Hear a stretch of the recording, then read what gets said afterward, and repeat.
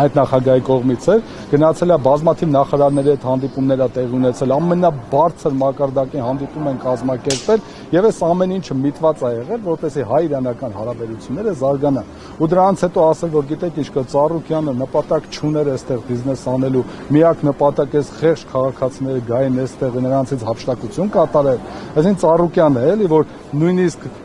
ով բոլոր բնակավարներում բարեգործություններ է կատարում, սպորտում, մշակույթում, չգիտեմ, բժշկական հարցերում եւ այլն, այս բոլորը դրա մասին գիտեք, այսինքն այդ ամեն ինչը ներդրումներ անելով հանդերձ, այսօր պետք է սպասել, որ Իրանի Իսլամական Հանրապետության ներկայացուցիչներին, որ այդպես ներկայանան, այսինքն այստեղ խափեր, հա,